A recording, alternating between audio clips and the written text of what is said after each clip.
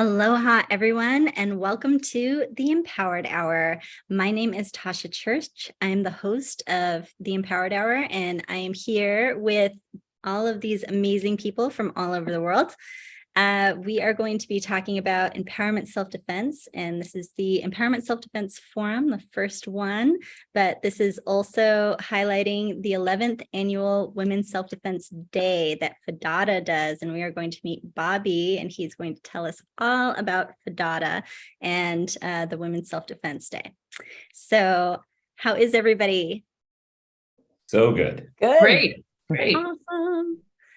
Yes, so happy to have all of you. It's an honor to definitely see everyone and get to spend quality time. I really wanted to just tap into hearing more about all of you from your own mouths. Let's go to Stephanie Sear. Stephanie, why don't you tell us about yourself? Tell us about the work that you do. Okay. Well, I always start off with where it started for me. I'm a martial artist for over 30 years. I love martial arts geek is what I call myself. And I really started that when I was in grad school for law, and it was an outlet, it was a release, but quickly became something so much more: competing, coaching, instructing, refereeing became a big part of my life. But here we are with empowerment self-defense and learning all that. I wasn't learning how to defend myself in real life. So practiced law, did martial arts as my hobby, and very slowly they switched places. And now I teach at a university and I teach self-defense. And it really, the lightning bolt moment for me wasn't helping myself. It was a student, happened to be a male student, who told me a story and said, what can I do to stay safe? So that started a journey of research and finding that I'm not alone. I felt like I was doing this all on my own, finding like-minded self-defense practitioners who were empowerment self-defense practitioners. Very important distinction from other forms of self-defense that are taught out there.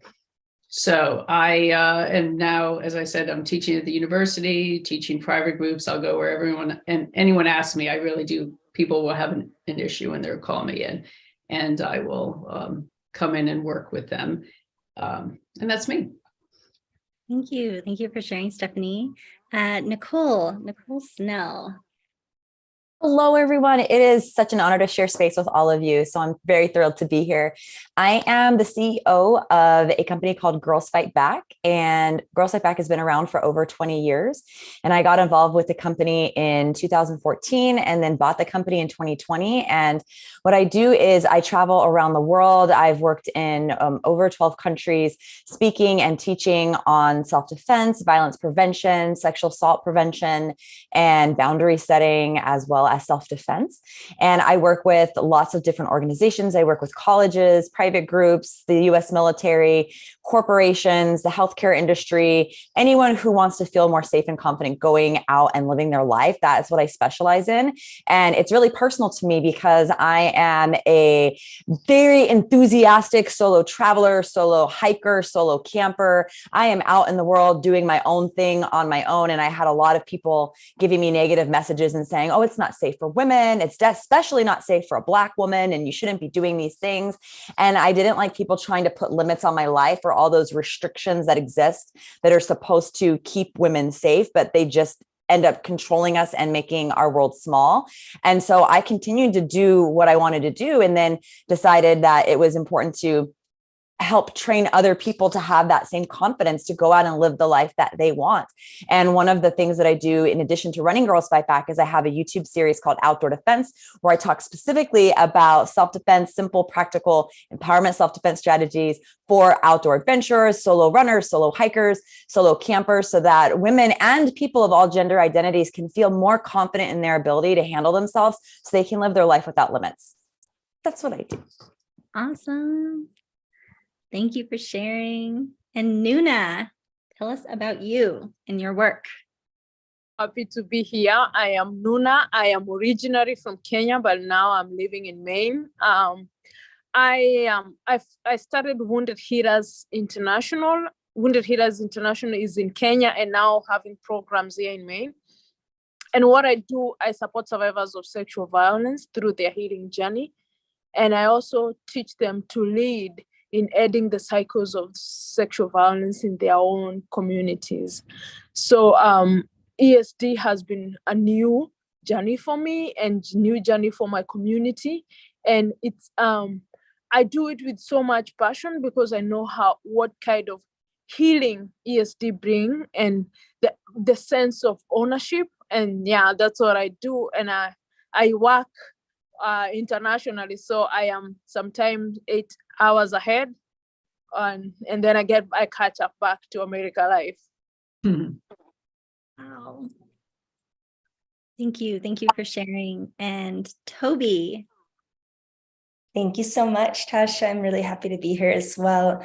I am the founder of Mujeres Fuertes, which translates as Strong Women. It's an empowerment project based in Costa Rica that creates retreats and experiences that combine holistic self-defense with wellness and healing modalities like yoga and meditation, healing touch, dance, and somatic movement.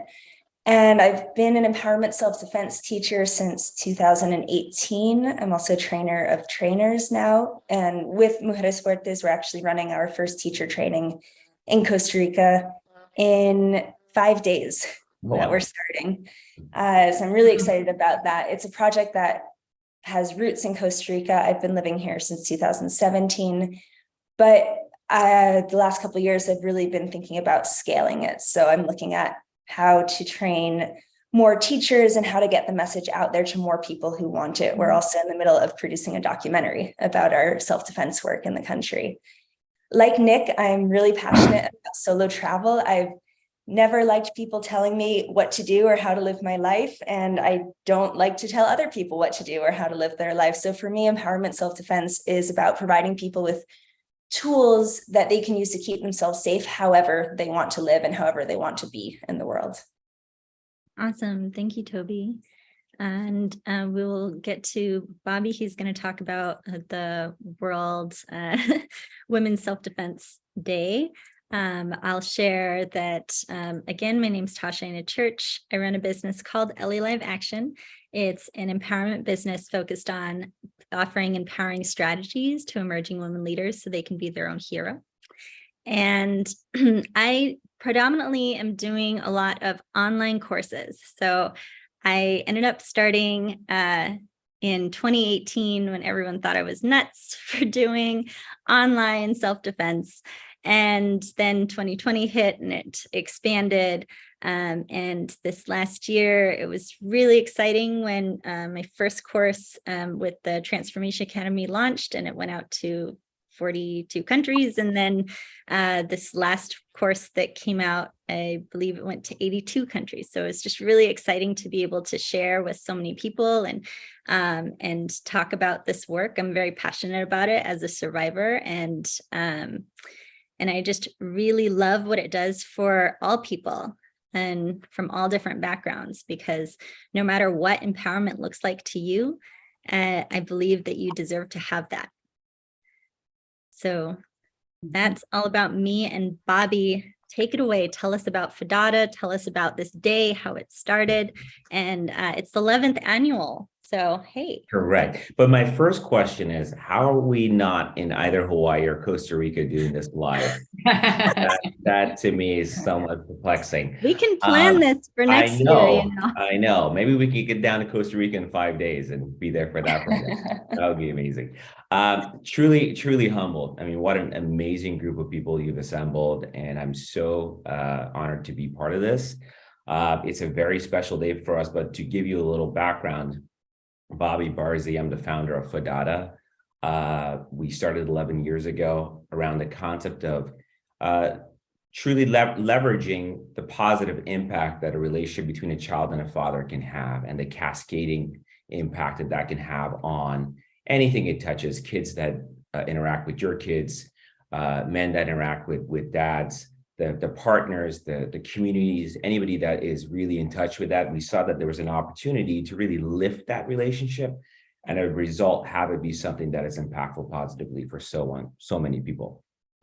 The way we do that is we produce clothing, because all of us are wearing clothing is the closest thing to you. And if it's something that touches you and it has that message ingrained in it, it's something that you can then extract from that and then pass it on directly and indirectly through messaging. And then we use those monies to put on programs that we believe are important to dads and kids and families. One of which is happening today, which we started 11 years ago, which is called the Fodada International Women's Self-Defense Day. That happens globally, and it's I can get into it, or we can talk about it as we go on, but it's part of many programs that we put on worldwide. We work in 24 countries, all free. All the programs are paid for by the sale of the clothing, and it's anything that we believe it's, again, related to that relationship and how it can be positively impactful. Thank you. Wow.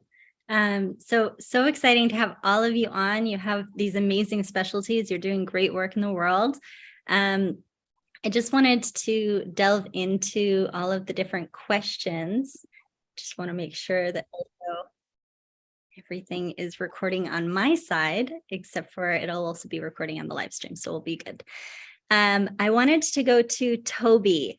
Toby, you have many areas of focus, but let's talk about your solo travel. What are some challenges that you've had come up with students pertaining to this topic, and how did you overcome them? I love to talk about solo travel, so thank you for that question. I think the greatest challenge I get, and this pertains to solo travel, and it also goes really way beyond solo travel, is that people come into a self-defense class and also just go out into their lives with some very set preconceived ideas about what a woman can and cannot do alone. And on the list of cannot, right at the top is traveling by yourself, going anywhere by yourself, going out at night by yourself, traveling to a foreign country by yourself. And so I see one of the challenges and also some of the greatest potential of empowerment self-defense work to be unwriting or unlearning some of the cultural narratives that we have about what a woman can do. And so it's a challenge and it's an opportunity, and it's something I love to get into when people come in with this idea of here's what I should and shouldn't do. And actually there's a big controversy recently in Costa Rica where the Board of Tourism, in response to some attacks on tourists at beaches, they released this list of recommendations for solo female travelers in the country. And the list included things like, don't wear certain clothing, don't drink in a bar, don't be careful about who you talk to, don't walk alone at night. And for me, the question isn't, what is the safest possible thing you can do, but what kind of message are we sending to people when we just send them this long list of don'ts, rather than saying, well, here's some practical things you could actually do to protect yourself, no matter what you choose to do, even if you do want to walk around at night, even if you do want to travel alone, even if you do feel like talking to strangers, because I like to talk to strangers and I know lots of people do. And I don't ever want to send the message to my students of, in order to be safe in the world, you need to put limits on yourself. You need to restrict your movement. You need to restrict what kinds of activities you can engage with, what people you can talk to. I would much rather, and that's what makes it empowering for me. I'd much rather say, do whatever you're going to do. I'm not going to tell you how to live your life. And if you find yourself in an uncomfortable situation or a situation that feels unsafe, here are some actual practical strategies you can apply to stay safe, no matter where you are, no matter what you're doing. I was a solo traveler long before I was a self-defense instructor, and I traveled all over the world without any kind of self-defense or martial arts training for a really long time. And part of it was luck that I was always safe. Part of it was I always had a lot of confidence in my intuition, which is also something we all talk about in our self-defense classes. But I realized, because I was writing a lot about solo female travel, and I was encouraging other women to go after their dreams, especially if that included traveling. And I realized that one of the things that was stopping other people that hadn't stopped me was feeling like they didn't have those practical tools. And so for me, ESD, empowerment self-defense, is that missing link that before I trained as an instructor, I was giving people the inspiration. I was giving people the sort of practical tips about where to go, where to stay, how to, figure out your itinerary, but I wasn't giving them those tools, those personal safety tools. And so that, I think, completed the narrative that I was putting out there about solo female travel. And ultimately, I want to inspire and empower people to live their lives exactly how they want to, without fear and with full confidence. And if that includes solo travel, I'm all for it. Thank you, Toby. Thank you for sharing. Nicole, so you have your outdoor defense series, which just finished season 3, and you focus on solo hiking there. Have you dealt with personal experiences or had a bystander intervention that you'd like to share? Thank you, Toby, and Tasha. And I want to say thank you to Toby, because I'm just all in what you just said, because I'm like, yes. I'm so on board with everything you just said. I do such similar things with my classes and people that reach out to me, and yes, like we should be able to go where we want. And that list of don'ts is not only is it limiting and restrictive and controlling, but it often doesn't help prevent violence, because, we know the majority of the time women are assaulted by people we know. It's not the stranger at the bar. It's not the person hiding behind the bushes. And that just reinforces that narrative that, one, women have to restrict our lives, and two, that we have strangers are the most person that we have to be afraid of. And so I don't want to go off on a tangent on that. Let's answer Tasha's question. So I have a series called Outdoor Defense, and I have not had negative experiences while hiking solo. And so I know some people have, but again, it goes back to the idea that people are most afraid of stranger danger, because that's what we've been fed by media and by urban myth and things like that, and stereotypes.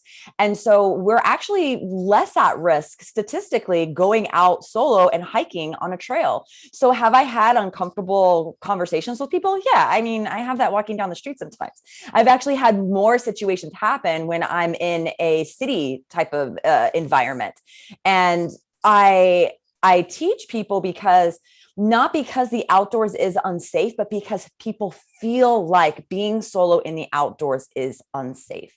And so if I can alleviate that fear through facts and through giving people simple and practical empowerment self-defense skills, which we know include verbal as much as physical, and way more on the verbal side, because we know that's what we're using most of the time, then it can help people open up access to the things that they want to do, which could include hiking solo, which could include walking your dog at night for the first time, which could include going to the grocery store at night without your partner. And it's just about giving people education and tools for your toolbox, your understanding how powerful and capable your body is. And like Toby said, rewriting that narrative of what women are capable of, the gender roles and norms that we're expected to follow, all the falsities about women are weak, women are powerless, women aren't capable of doing these things, and instead reconnecting with us with our power.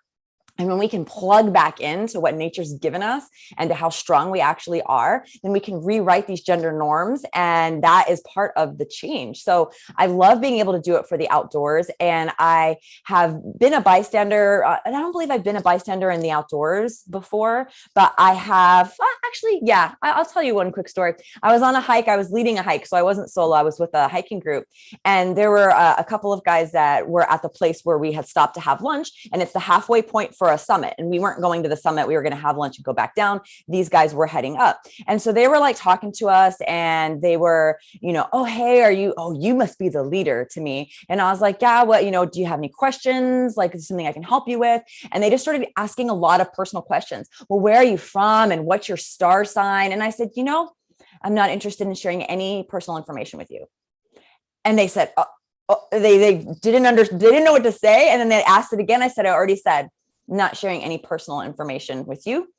I hope you enjoy the rest of your hike. And they kind of stopped talking to us and then continued on their way. And it was like just something as simple as asserting a boundary and saying no and not letting someone push through it is so important. So yeah, I've done that in the outdoors. I've done that in my regular life. And so with outdoor defense, it's skills not just for the outdoors. I mean, it's really applicable to anything, but I talk specifically about the outdoors because of all those spheres that do exist about it. Thank you for sharing, Nicole. And I love how you were talking about tools in your tool belt. I think that it is so important for people to actually understand that if you have all of these different tools, you're using them every day, the world could be a better place, you know? So Stephanie, let's go to you. So you have shared, you're a professor. You've been able to get empowerment self-defense into college campuses, and students are actually getting credits now. So could you tell us a little bit about that? Sure, but I have to say, I'm so thrilled to be here, Tasha. Just hearing Toby speak now, and then Nicole, this is exactly what it's all about, helping people find that power within and to live that full life, not restricted, full.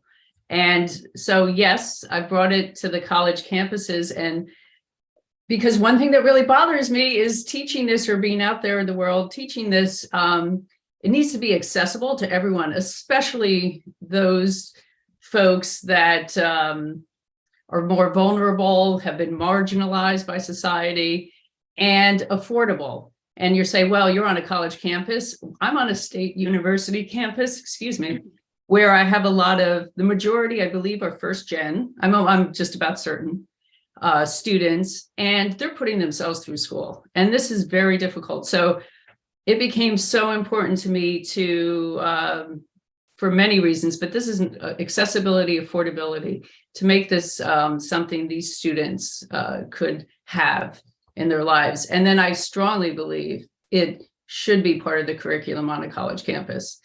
It's not just about individual safety, safety of others around you. I want to, listen to me, everyone, we should make a systemic change, a cultural change needs to happen. We need this movement, this revolution, because there's been self-defense has been around for a long time. And the numbers haven't changed. I'll talk about, at least on college campuses. It still is 1 in 4 women reporting sexual misconduct, harassment, rape. I know anecdotally from being on a campus since 2006, I don't know any women or actually students of whatever gender they identify with who haven't dealt with some form of violence. And we can talk later about the spectrum of violence. I know I'm getting off tangent here. How did I get it on campus? I got in as a martial artist. I feel like I'm the bridge here, the old-fashioned self-defense, the martial arts.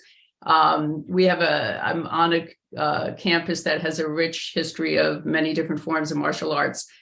Then a department chair, happened to be a woman, asked an instructor to bring self-defense to the school. He was teaching very traditional self-defense. He'd been written up in Black Belt magazine. He's one of my grandmasters. I hold him in high regard. He almost immediately said, Stephanie, please come in. He needed a female on the mat. And then almost immediately, students were pulling me aside saying, great 5 moves against basically stranger violence. But this is what happened in my home. This is what happened with my roommate. This is what happened in a social situation. And pretty quickly, I replaced him. And I went to the department chair and I said, okay, I will take this position, but I am changing the curriculum. And hence I started teaching empowerment self-defense. And I had the backing of the department chair. Now I have the backing of tenured faculty who heard. It was all about the students. Students started talking about the class. Oh, yes, all about those students. I started teaching at the Health and Wellness Center. I had risk management reach out. I had the campus police department reach out and ask me if I would train their officers. You can get on campus in all different ways in different departments. I'm very fortunate to be in kinesiology. I then had tenured faculty say, look at what I was doing and say, I went to them saying, I'd like this to be a minor. I think we can take this further. This is something that we need on campus to send a message about what's happening on campus, and they agreed. So Tasha, I haven't told you, this week has been a very, very busy week. And I've just made it through another round with the minor. So I thought I'd announce that today. We went from tenured faculty backing me, department chair, and I went to more than one department: kinesiology, women and gender studies, sexuality. We're talking about intersectionality later, how this is in all aspects of life. All these chairs wrote letters of recommendation saying, we want this on campus as a minor. Then I went to curriculum development, and now I'm in front of one of the provosts. So there's many cycles, but we are now another step further to being accepted on campus. So, and that's something else I do, by the way. I will consult with people who say, okay, how can I get this on my campus? Reach out to me. I didn't say it. I'm not used to plugging strength within self-defense. I will respond. I will talk to you all day long about how to get it on a college campus. So awesome. You're amazing, Stephanie. Thank you. Yeah, and so true. The person who inspired my online courses, she came to me and it was a private session, and something had happened to her on a college campus at Knife Point, and she didn't get out of it. So we were able to walk her through a whole bunch of different strategies and offer her some different choices for the future. And it really made all the difference for her. So can I just add one thing? We just had 2 shootings in the past weeks, who are highly publicized on college campuses.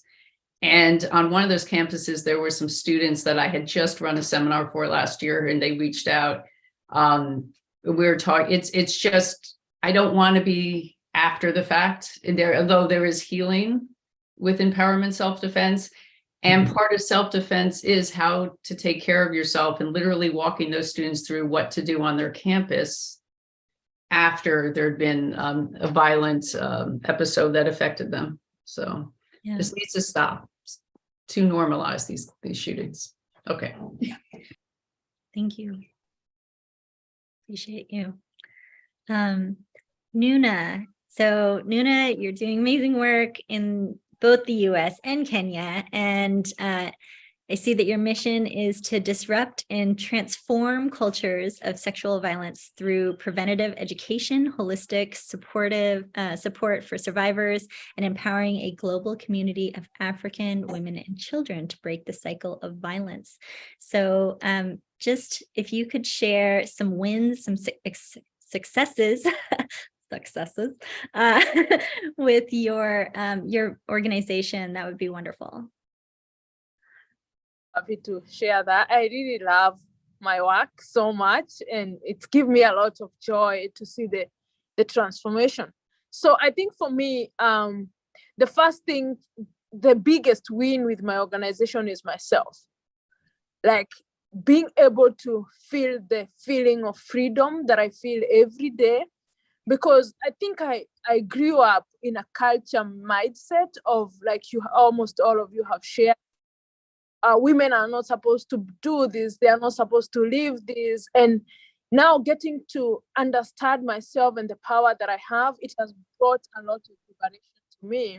As much as it has, I continue to share that with the organization. So my organization, especially in Kenya, I have worked with women and mostly survivors of sexual violence. I ran a shelter in Kenya. And before personally, I took ESD, I was offering therapy, like talk therapy. And, I offer this talk therapy, which is good, had a lot of transformation. But then what?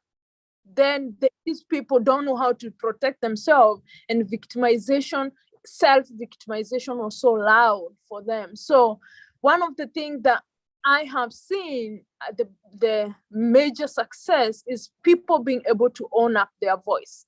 I was never taught how to set a boundary. And as a woman in my culture, if somebody say no, is either having or doesn't follow societal guideline. And, we are taught to be nice, and women are to be good and not to just follow. So me being able to teach women, which has a lot of resistance, because ESD, for example, when I talk about empowerment self-defense, I have to call it a different way so that people can receive it. Otherwise, empowerment self-defense would sound as if it's kicking. Are you teaching women to go beat their husband? Are you bringing a westernized culture to my community. So it has taken a lot of unpacking for me, and so that I can be able to bring it home, and I bring in a different way than how I wish I can just bring it like the way I listen. But I have to jump so many hoops if I want to help. But one thing that I can share is the women that I have been able to teach empowerment, self-defense, and with no kicking, with nothing physical, they have come back to, and they have even showed the confidence, being able to stand in front and talk about themselves, to reflect about themselves. I teach yoga too, and I tell people, like, not even one day I was told to reflect on myself. I am reflecting on everything else on the world, but I never existed for myself. And learning yoga and learning empowerment, self-defense gave me a chance to see who I am. And now I have brought that to women, and just mindset, telling them, you can say no, and saying no is not being rude, because that's what's taken to by the society. Setting a boundary is not being rude. You can be assertive, but not confuse it with rudeness. And my society, especially my family, my community, has always questioned what I do, because it's different from what I keep saying I never knew what I didn't know. I was okay. I was normal. My life was good. I was living there because I was living under a shade. I didn't know what was out. But when I moved here and I received all these amazing, now I look back to where and it's so different. I can't even imagine years of victimization, years of being there I lived. And now I'm able to point it out from the other side.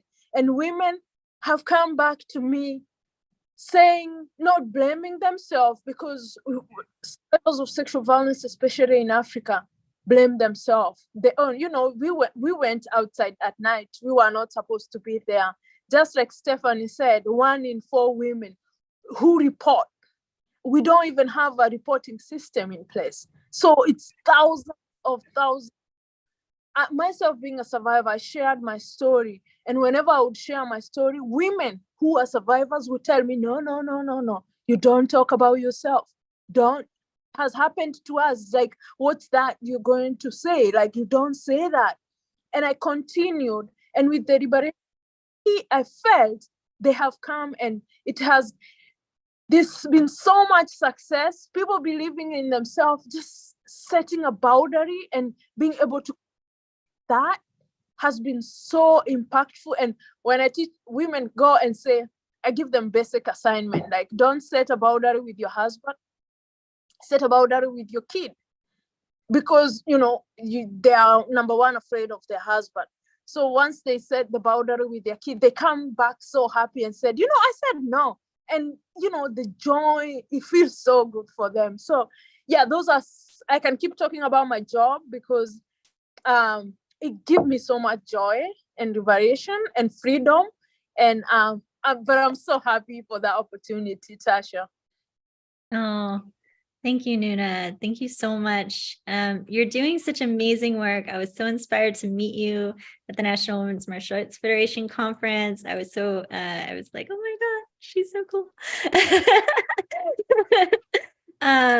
And just what you're saying, it's so interesting. And I'm sure that all of the other people here resonate with this when they're trying to get a program through, and somebody comes up and goes, well, what if they learn all of these things and they start to beat up the boys? And it was, I actually had this happen when I was trying to get my program into one of the private schools here on the board. The stopping point, which we eventually moved past, was, well, what if the girls learn these tools and they beat up the boys? And I was saying, well, the question is, why would they want to beat up the boys? What would be the reason? Because, for me, I'm teaching nonviolent education and teaching people to stand up for themselves when they need to. So it's very interesting. So thank you for sharing that. Yeah, so much of what everyone's saying, I'm like, yes, that's right. I do want to go solo travel. I do love hiking solo. So yeah.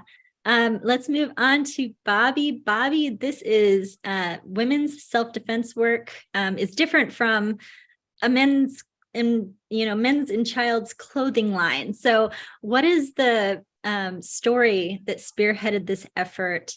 And why is it important to bring awareness to people globally about the importance of self-defense for women? Well, I think the passion that you hear in everyone that's shared today, and what they're doing, the amazing work that they're doing, that's it. It's literally every story that we heard today is the reason why we're doing what we're doing. But specifically with us, I have been raised by incredibly strong, amazing women whom are monumentally important to me. And they've been so important in every aspect of my life. So when I got to be an adult age that I could do something about it, I would organize these sessions where I would grab my sister and my mom and my friends and my friends' partners, and I would say, you know what, let's put something on like this where you guys can learn about self-defense, because it's an important thing that I want you guys to be taken care of. That was always my thinking, was you guys are not thinking about this enough. You don't talk about it enough. It's not in conversation. We don't hear anything. Unfortunately, as I think Nuna mentioned, it's more of, it's a symptomatic approach rather than a preventative approach. It's like when something happens, then someone does something about it. And to me, that was unacceptable. I wanted to be more of a common discussion and an open discussion around ensuring that this is something that's top of mind. So I used to do that. And then starting this company and really promoting that relationship between fathers and kids and how that can be positively impactful. Amazingly, this is our biggest program, and to me was the first one that we launched. And the reason behind that was I saw an opportunity for men and dads to have a platform to stand for people that they really cared about and for the empowerment of others. That was really the impetus around it. Is I wanted that to be a chance for someone to say, no, this is important, and I want to do something about it, and I want to support it. I think even more importantly now, being a father of 2 boys, was the fact that I wanted my children to look at me and say, my dad cares about this. He's doing something about it. He cares enough to be there and support and promote and be for this concept, and for that to be emulated through that example. Now, what we've been able to do in 11 years and really serving 35,000 women going to these sessions for free has been way beyond that, which is exactly what everyone shared, which is we are not in the business of having someone become a kung fu master from going to a session, right? It's not about that. It's really about let's engage. And I think the common thread from everyone speaking today is education. Let's engage, let's educate, and very, very importantly, let's empower them to take the next step personally, physically, mentally, engaging other people around them. And when I go to the sessions, which I'll go later today, it's about, I go to this and then I go talk. I sit at dinner tonight and say, I just learned some things. I just learned about things that I'm able to do. I just learned about things that I should be doing. I just learned about so many things beyond the connotation of self-defense, which is the physical aspect of it, which is such a small part, as you guys all just mentioned. And really what we're in the business of is ensuring that we continue this dialogue. We bring more attention to it. We bring more attention to it through a manner that usually is not seen as one, which is men and fathers, and really saying this is important enough that we can all do something about it. And let's create a society where it's normalized to say, this is a positive thing. This is a powerful thing. This is something that should be shared. And for a boy or a girl or whomever to say, this is something that I want to stand behind. So today is our 11th day. As I mentioned in the beginning, we've done them in 22 countries. And like you guys mentioned, the heart pressing ones are the ones that we have to do in secret in a country, in a small village, and no one can know that it's happening. And we have to actually take And to me, that's like unbelievable. Or we're doing it on a campus where people say, oh, it's not important. And we have to go and literally educate people and saying why it's important for them to go. So that incredible balance that's happening, it's pretty amazing. But I love it. It kicks my butt every year. It's a tremendous amount of work. But the letters, the calls, the conversations, especially from the men, of what that's meant to the people in their lives and what sort of elevated their thinking and the way they're doing something as a result of it, it's amazing. So we'll continue doing it. Wow, Avi, thank you. Thank you for your work. And I'm just so excited that I've gotten to meet you and meet Stephanie, your coordinator. It's just very inspiring, and we appreciate all of the love and the shine on the work that we're doing, and the support too, because it definitely means a lot. I wish that more men would get involved in these kind of conversations, and they would be active when it comes to violence prevention work for all genders. I think that it's very important for everyone to be involved, because it is a global community, and that's how we inspire change. I know that just from my story for myself, I came from a martial arts background like Stephanie. I studied 7 styles of Japanese martial arts, and I was realizing, I would do these moves and I would think, would this actually work for women? Like, would this work if I was out on a date? Would this, would a flying axe kick? Yes, it's pretty. And I realized that I can do it in heels, which is exciting, but could I do it when I really needed to? And I actually got to experience that, yay for me. But I was out salsa dancing, and I love salsa dancing, and I was all about it, and not about dating any salseros, but just about going out and having an amazing time, either by myself or with my girlfriends. And I would always tell people, the guys, if they were hitting on me or something like that, I would say I wasn't interested. I would let them know that I teach martial arts, and it was always to me this like, oh, I'm safe because I'm telling them this, and this will be a huge deterrent.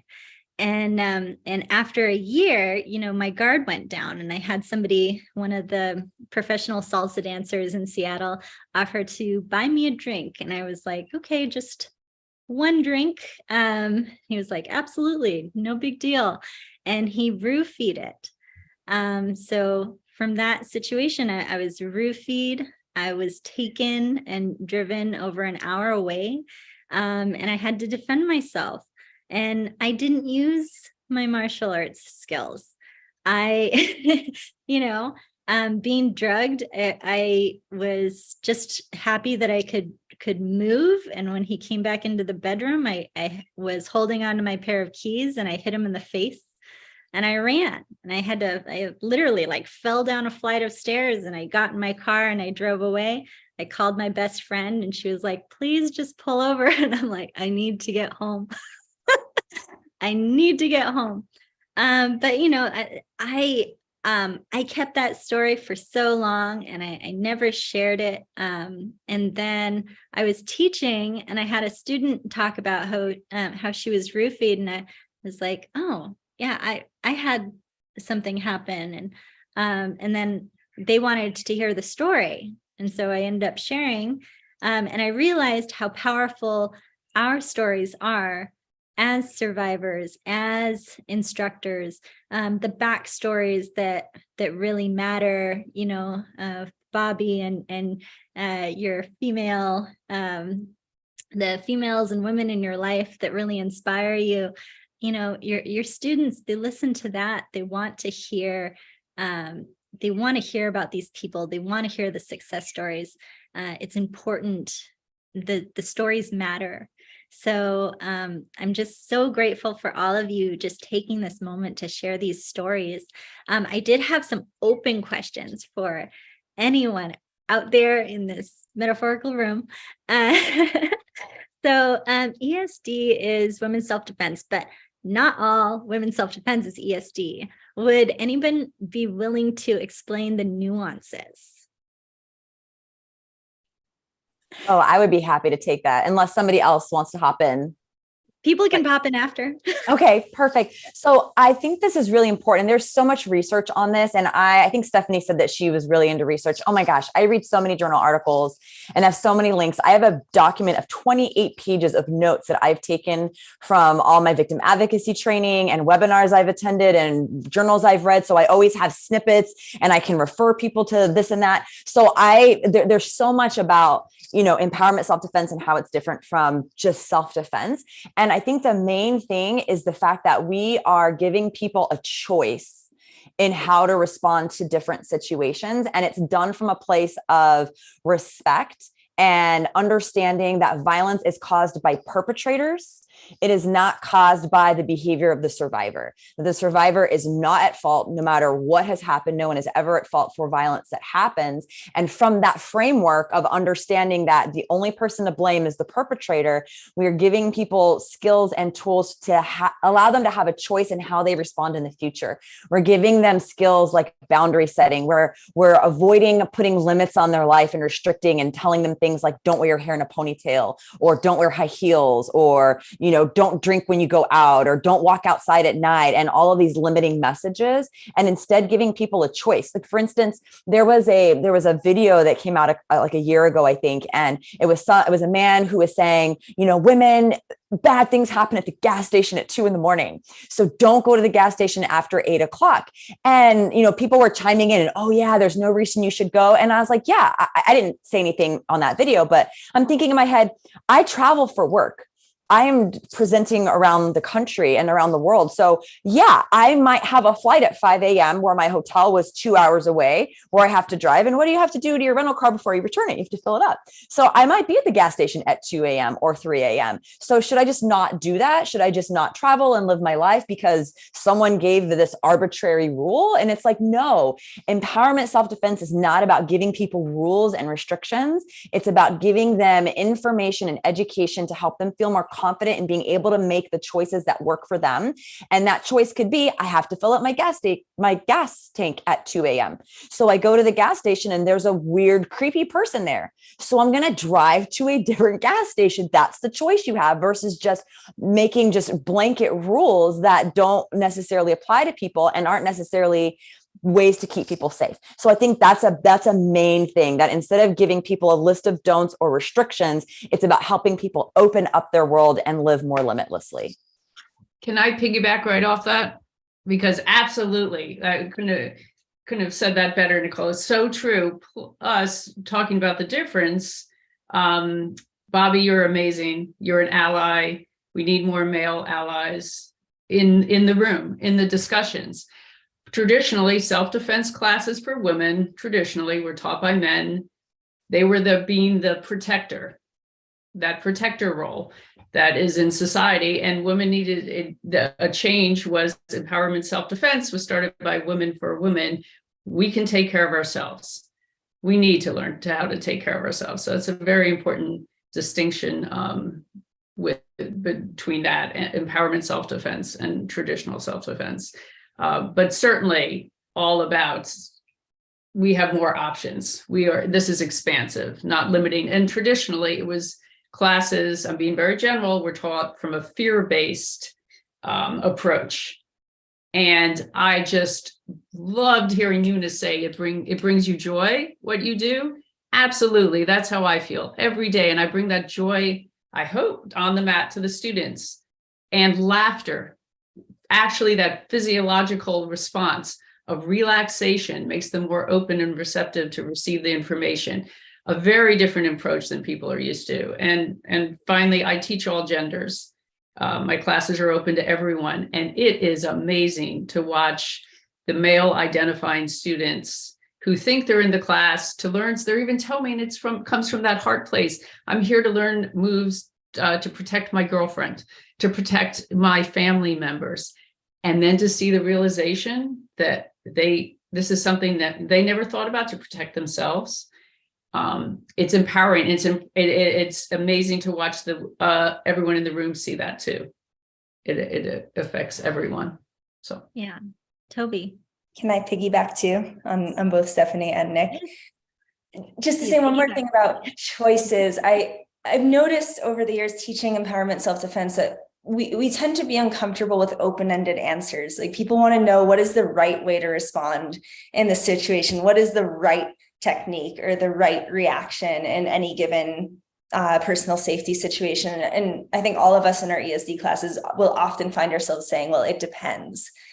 But the thing about giving just a one right answer is that if you can't do that one thing, then what? Then you're just stuck. Then you can't respond. Like, if the right response is a certain strike, or the right response is to use a tracking app on your phone, like, we're really into all of these technological solutions for personal safety. But then if your battery dies, is that it? Like, you just can't, you don't have any options to defend yourself. You don't have any options to be safe. Of course not. So there are so many factors. And the answer will often be like, what's the right way to respond in the situation? Well, it depends. It depends on you. It depends on the cultural context, the social context, your trauma history. And that's the second thing I want to say. The thing that I love about empowerment self-defense is that it's not teaching self-defense in a vacuum. And Tasha, I think your story really illustrates that. You can know the move, but knowing the move and having the strength and the physical capacity to do it and actually executing it in a situation where you're in danger or you're uncomfortable are two very different things. So for me, empowerment self-defense is about taking into account the cultural, the social, the psychological, the emotional context in which self-defense might actually occur in real life. And asking the question of why is it so difficult to set boundaries? Why is it so hard for women to say no? Why is it hard for us to yell? Or do we find that we freeze or dissociate when we're in danger or when we're scared? And actually getting at the roots of what may make it difficult to react or respond in a dangerous situation. And that level, I haven't been to that many other self-defense classes, but I think that level is something that's really unique and special about empowerment self-defense. Thank you. Yeah, thank you for sharing. And I'll say, another aspect is the healing aspect. I think that in a lot of the self-defense classes that I've been to outside of an ESD setting, it was very much, here's what somebody's going to do, and here's how you're going to respond. And it's like, okay, well, what if that didn't happen and I'm here and I'm trying to feel empowered, but then you're telling me this one way and it doesn't necessarily work for me. I remember walking into a class and I was wearing, regular clothes, and I had my shoes on, my high heels, and they were like, oh, got to take your shoes off. And for sure, like, there's mats and different stuff like that in different situations. We happen to be learning on concrete, and they were saying, I don't want you to get hurt. And I was just like, well, if I'm going to normally, I wear high, I used to wear high heels all the time. And I'm like, I want to know how to defend myself wearing those things. I want to know what I'm supposed to do because, I know how to do a lot of things barefoot. I know how to do a lot of things with sneakers on. So it's really interesting. And so in this industry, there's, in any industry, I'll just put in any industry, there's a lot of competition, whether it's the clothing industry or, fashion or sports, all of that.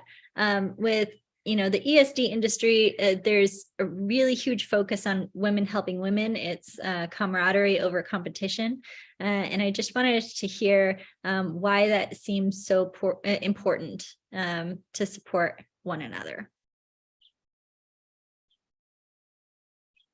Oh, you're speaking, but we can't hear you. Well, I was just say, well, that's the ESD way, right? It's we raise each other up. We're all individuals. We're all unique. We all bring our special sauce. I've referred people to some people on this call. Nicole Snell, I love your series. I can't tell you, as soon as a student says something about going solo, I'm like, you need to check this person out. And I don't reach out and tell you that. I don't need that feedback. I just know you're out there. You're doing your work in this world. You know, Toby, same thing. I've referred people to you online, and Tasha, definitely. It's so important. It actually just makes it all richer and better, doesn't it, for our students to have all these different voices and people. Someone will resonate with you. Maybe I don't. So I want my students to know about this, the other people out there doing this work. So, Yeah, absolutely. Nuna? Too easy. Because like we have already been told so many, as much as it's business, it's more empowerment, and we want to break the ceiling together. We are like, you know, this is what we have been fed to us all this time, and if we don't raise ourselves up, I don't want to go up when I look down and all my friends are down here. We want to go all of us so that we can change the what has been said about us, because we want to go together. I must say, like, one thing that I know with mostly women is we want to hold each other hands so that we can just change all the stories that have been told to us, so that the next generation come, they know that those women made it. It's like when I came, I was watching them. I was reading about I forgot about the law when I was in Buffalo, the woman who fought for women, right? Yes, that's it. So it's that I think as much as it's business and there's so much competition, it's more than business. It's more that it's empowerment is beyond money. It's beyond what we can do so that we can raise ourselves up. Thank you. Thank you for sharing. Toby, you have your mute off. I want to add that I think in traditional business structures, or sort of like a capitalist mindset, there's often a perspective of, for me to profit or get it or grow, someone else can't. Or if someone else is gaining, then I have to lose. And that mindset is, when it comes to empowerment, self-defense, and violence prevention, totally nonsensical, because whenever anyone learns self-defense skills, whenever anyone becomes more empowered, we're all winning. Like that's everybody's mission with this work. And I don't think many of us are really in it for the profit anyways. It's, it's really mission-driven work. So no one person can reach everybody who needs empowerment self-defense training. That's completely impossible. For us to realize our mission, we need a lot of people all over the world teaching empowerment self-defense, teaching teachers of empowerment self-defense, advocating for violence prevention, lobbying, all of these different pieces. So the more people working towards that goal, the better. Competition, to me, it just doesn't make sense in the context of empowerment self-defense. Yeah. Yes, and if I can add something, because that's such an incredibly important point on how we run our business, and this incredibly important discussion is that we need to be in the business of actually bringing on more people that do this.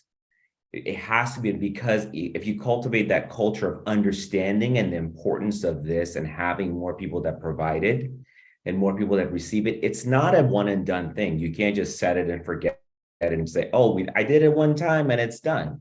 It's like therapy. It's like it should be for everyone all the time. So it's a very good concept to talk about, especially in this area, which is unfortunately, there's so much need. And there's no way, like Toby said, there's no way that even this is even scratching the surface of not only the generations past, generations present, and the generations future. There's so much opportunity. So when we do our programs, one of the big things that we try and do to get more people to actually pass it along, engage it, and conduct it, because that's only going to mean good things for all of us in every way possible. Yeah.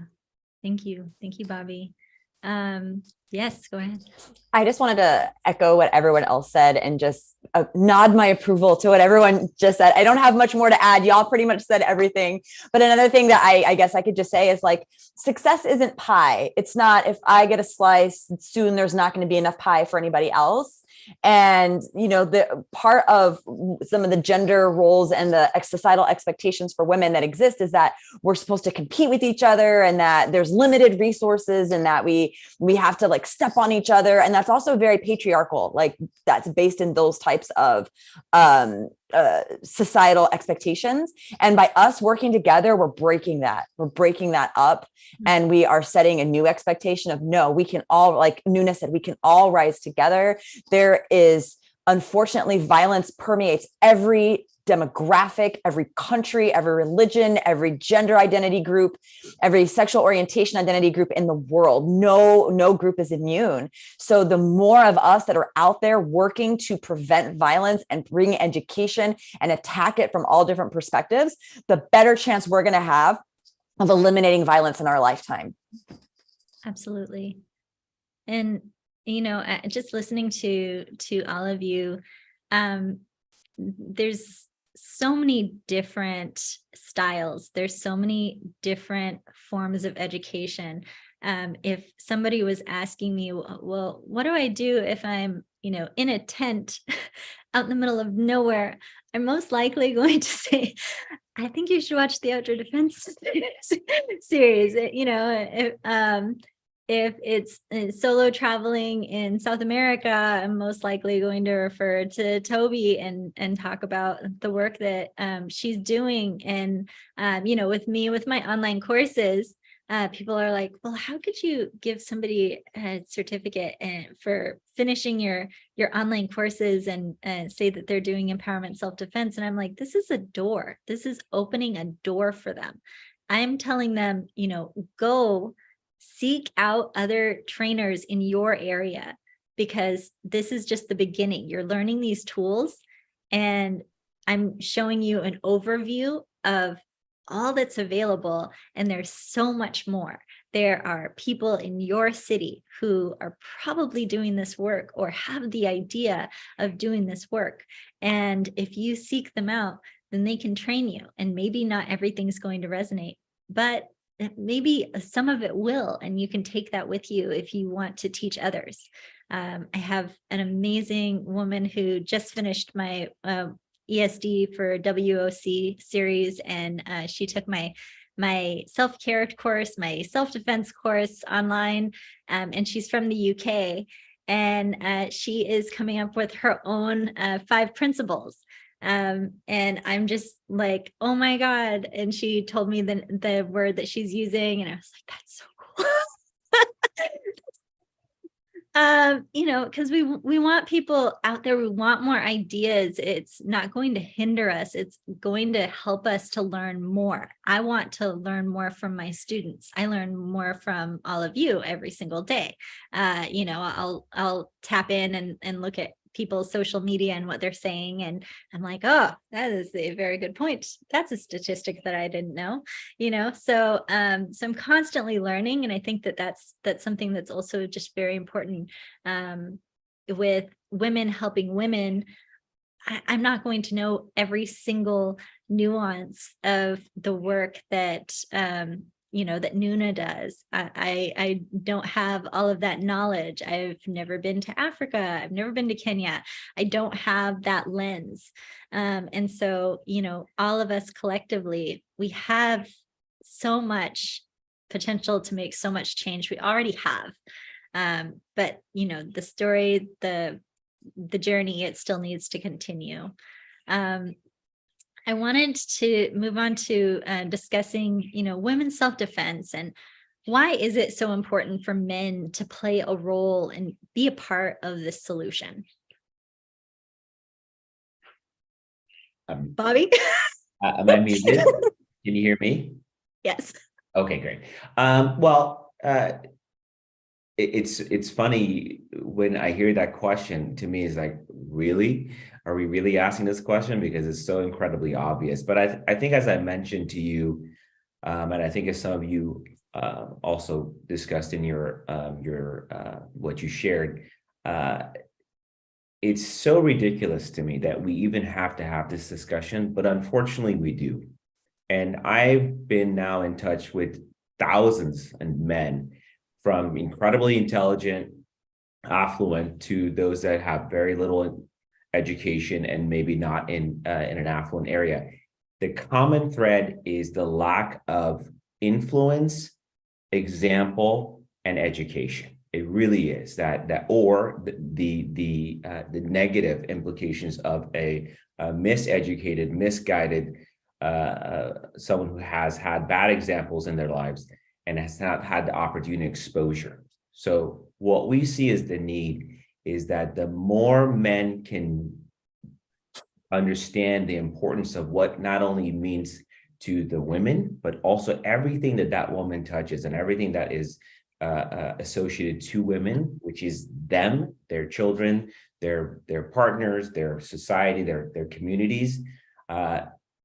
It's going to be beneficial for all of us. And that's really one of the best parts of what we've been able to do, is the men that step forward and say, I didn't know how important this was to the women in my life. I didn't know how little it took for me to be able to help that dialogue and conversation. I didn't know how important it was for me to, when I hear someone else say something that's derogatory, that is not supportive of this, that my children are there listening to this, for me to step up and say, wait, that is not something that should be said this way, or let's talk about this so I can educate you. If we watch something on TV, or if we're in a location and something happens, that I take the role of, I'm not just going to walk by, I'm not just going to let it go by. I want to make sure that something is said about this, that I take this as an educational opportunity. And those very simple acts of making sure that your radar is on, that you're paying attention, that you're processing in the right way, and you're sharing it with other men, you're sharing it with people that are looking at you as an influencer, because we're all influencers. And having that dialogue and having that conversation is such an incredible first step. So that's really what we're trying to instigate, initiate, and be part of, to say, this is important enough. And thankfully, the work we've done so far has had that impact on those that we've been able to reach. But as we all said, there now, as of this last week, we're at 8 billion people. So we have a lot of work to do. And that work is going to take a lot of effort. But I think that's really one of the biggest parts that we're trying to promote. Thank you, Bobby. Can I jump in? Yes. All right. It's half the population. If we're going to make change, we need to make that change together. And I'm piggybacking off of Bobby on the campus.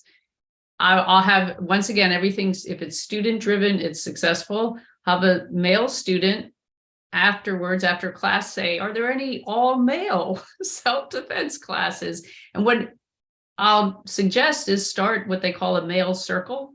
It's really talking to one another. Let's all start talking. We talk about this for women, but for the men as well, in that space where you can have those conversations, where it will not only come out that the threats and violence they felt in their life, the maybe lack of a positive role model in their life, and then also the way their verbiage, the way they speak about women, and the way they see it portrayed in the media.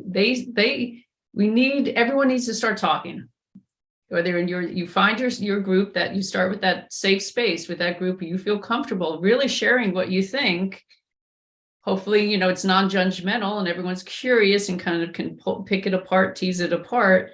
And that's where I think change will happen. But we can focus on our all women groups for sure, or people who identify as female. We can focus on different groups. I see magic happen when I have it's open class. So I see people who come across, they come across the line and become friends with someone they never thought they'd be friends with. I've been totally blessed to have amazing TAs, teacher assistants, and one who I always have their permission to speak about them, but I will say they're a transgender student, and that's very common in my classes. And for them to come across the line they told me this, and sit down and have the conversation with someone that they assumed would be closed-minded about them and their lived experience, and find out that they're not, and everyone's open and understanding, what a change it made. So we could say male, females, let's say everyone, all, whatever your sexuality, orientation, gender identification. I feel like we're all connected in this world, and we really need to come together. So. Yeah, thank you. Yeah, and something that you brought up, circles. I know, being Native, I grew up and I had traditional rites of passage, and my brother had a traditional rites of passage.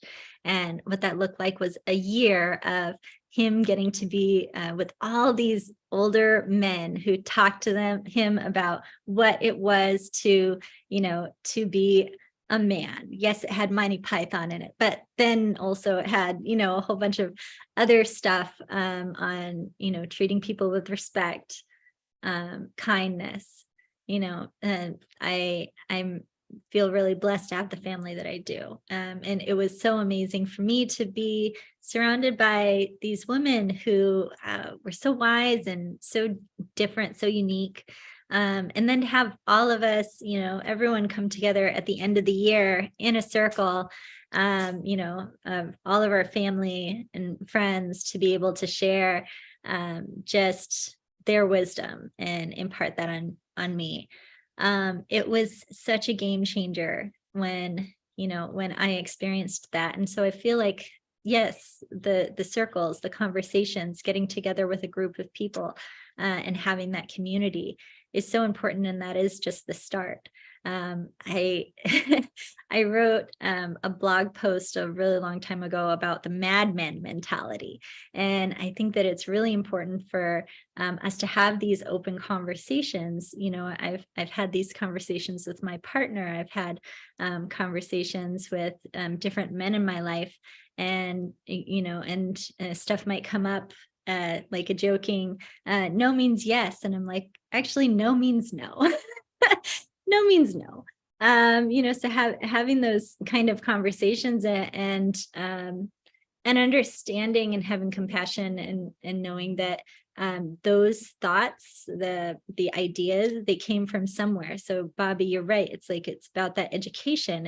And I love that you have your clothing line that's focused on fathers and children, because it's that conversation. It's teaching them, it's educating them. It's so very important. So moving on, what is one piece of advice you could give a young girl out there? What would that be? And we'll just go around the circle. We'll start out with Toby. I knew this question was coming and I still don't have an answer planned. But the answer I usually give, and it's sort of at the core of what I teach and what I write about, is don't let anyone else define the limits or the horizons of your life for you. You'll find out that there are limits, and that it's not that you can just do absolutely anything, but you get to decide for yourself where those are, and decide for yourself who you want to be and how you want to move through the world. And nobody else gets to tell you that. Thank you. Nuna. I'm also trying to think what do I say, but I think what I would tell, and what I tell most of the girls, is like, if only we believe in ourselves and we don't set our limits for ourselves, we can achieve and we can be anybody, and we don't need to be told or controlled by anybody. The only thing that we have is our brain, and is as powerful as a man, is as powerful as any other human being existing under the sun. So use your brain, and no is a complete sentence. You don't have to give an explanation. Thank you. Thank you, Nuna. Bobby.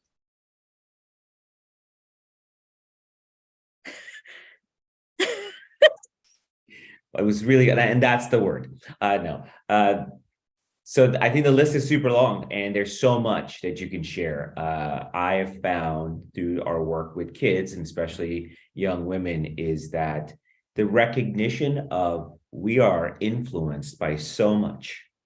And that's not necessarily a bad thing, but really recognizing that every single thing that we do, from decisions that we make, from the foods that we like, the music that we listen to, the clothes that we wear, and what we like to do, is an influence from someone or something. So recognizing that and being okay with it and having that be part of your thinking and processing is incredibly important on why we make decisions and why we take actions and what we do.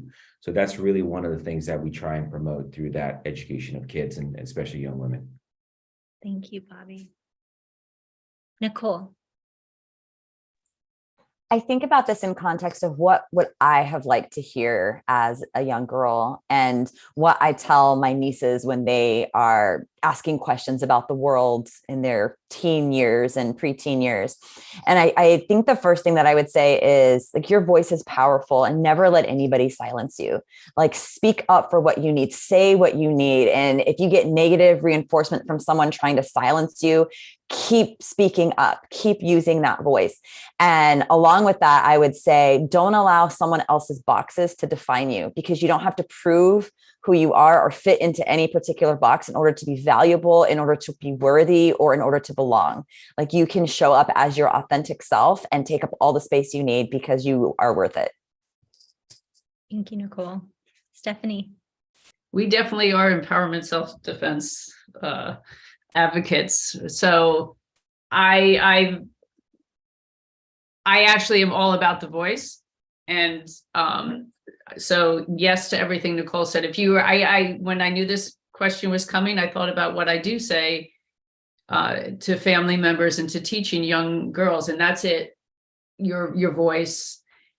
Speak up for yourself, for others, for your community. Speak up means talk to one another, share, get the dialogue going. Nicole said this already. I will also say, bottom line, your intuition. You know what's best for you. It's deep down inside you. The more you listen to it, the more you exercise it, the more powerful it becomes.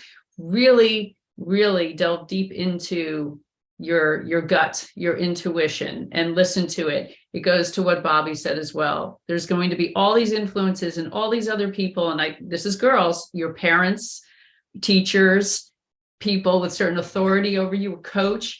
What feels right to you, and follow that. Just be true to yourself. It's so important. Thank you, Stephanie. And I'll just say, the hero that you've been waiting for, the one that you are constantly hoping will come to save you, it's you. So in closing, let's give a shout out to our businesses. How can people find you? Do you have something cool coming up? Obviously, for everyone out there, we will have Buco information on all of these people in the descriptions on YouTube, on Facebook, and when we share it out there. So you can definitely check that out as well, but I'd love to hear from all of you. So let's start out with Toby. So my empowerment self-defense work, you can find it at Mujeres Fuertes Costa Rica on Facebook, Instagram, and YouTube, or visit our website at mujeresfuertes.org. Stay tuned, because we will be releasing our documentary in early 2023. We're going to have a physical premiere in San Jose, Costa Rica, and we'll also be doing a virtual premiere for anyone who wants to tune in and watch and have a conversation about it from anywhere else in the world.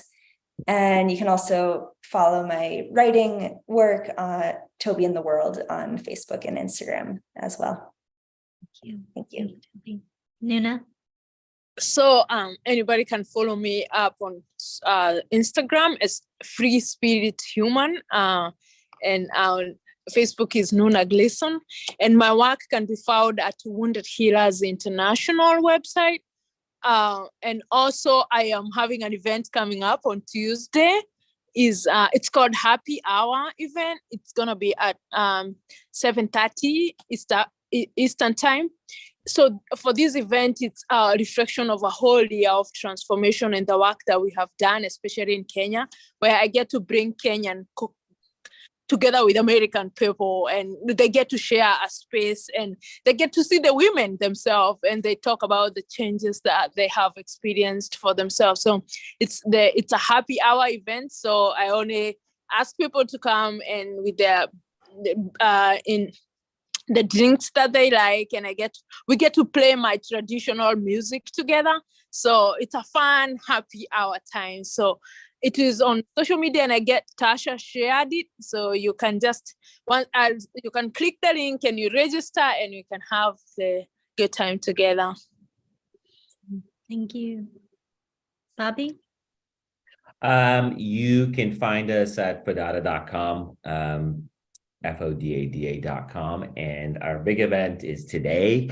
That's happening all over. And, we continue to have programs again on a local and regional and global level that are for dads and kids. So all the information can be found on there, and we always love feedback and ideas. So we'd love it. Awesome. Thank you. And yes, if you are a self-defense instructor out there watching this, definitely contact Bobby for his events. Stephanie. I can be found on strengthwithinselfdefense.com, Instagram, Facebook, LinkedIn. You can find me.